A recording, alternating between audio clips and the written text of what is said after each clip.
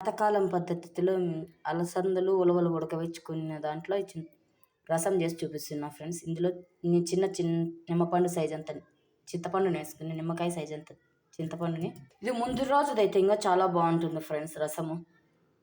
నిన్న ఉడకబెట్టుకునే వాటర్తో చేసుకుంటే టేస్ట్ చాలా బాగుంటుంది. నేనైతే ఈరోజు ఉడకబెట్టుకునే వాటితో చేస్తాను.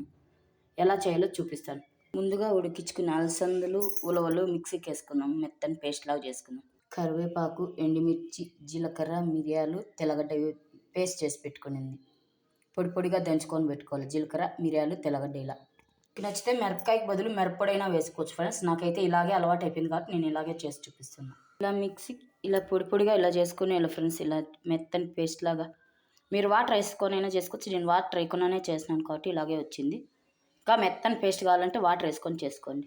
ఇప్పుడు ఇది వచ్చి వాటర్లోకి ఉడికించుకుని వాటర్లోకి వేసుకుందాం ఫ్రెండ్స్. అలసందలు, ఉలవలు ఉడికించుకుని వాటర్లోకి వేసుకుని ఇలా వేసుకోండి. అంతా ఇలా వేసుకున్నారంటే వాటర్గా కాకుండా చిక్కగా బాగుంటుంది ఫ్రెండ్స్. టేస్ట్ ఇలా చేసుకుంటే చిక్కగా 2-3 రోజులైనా చెడిపోకుండా బాగుంటుంది టేస్ట్. నచ్చితే రోట్లో రుబ్బుకున్నారంటే ఇంకా టేస్ట్ చాలా బాగుంటుంది ఫ్రెండ్స్. ఇందులోకి ఇంకొద్దిగా వాటర్ వేసుకొని చింతపండు అంతా మెత్తగా స్మాష్ చేసుకొని పిసుక్కునేద్దాం ఫ్రెండ్స్.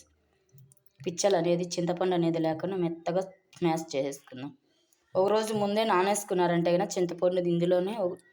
నిన్న శివరాత్రి కదా, చాలామంది గుగ్గులు ఉడకేసుకొని ఉంటారు. అప్పుడు అందులోకి ఆ వాటర్లోకి చింతపండు వేసి నానేసినారంటే నైట్ తెల్లవారు చేసుకున్నారంటే టేస్ట్ చాలా బాగుంటుంది. ముందుగా స్టవ్ వెలిగించి అందులో కాయలు వేసుకొని జీలకర్ర, ఆవాలు వేసుకోవాలి. ఇట్లా చిటపట్లాడినాక ముందుగా ప్రిపేర్ చేసుకున్న తెల్లగడ్డ, జీలకర్ర పేస్టు, కరివేపాకు, ఎండుమిర్చి తర్వాత ఇందులోకి వేసుకుంటుంది. నచ్చితే ఇందులో టమాటాలు కూడా వేసుకోవచ్చు ఫ్రెండ్స్. నేనైతే వేయడం లేదు. టమాటాలు వేసినారంటే తొందరగా చెడిపోతుంది. ఇలా పచ్చివాసన పోయేంత వరకు, మంచి స్మెల్ వచ్చేంత వరకు వేయించుకోవాలి. చిటికెడంత పసుపు. ముందుగా ప్రిపేర్ చేసుకున్న రసాన్ని ఇందులో వేసుకుంటున్నాను ఫ్రెండ్స్. ఉలవల రసం, ఉలవల చారు. ఇది ఎంతమందికి ఇష్టమో కమెంట్ చేయండి. ఇంతే ఫ్రెండ్స్. ఇది మరిగినాక దించేసుకోవడమే.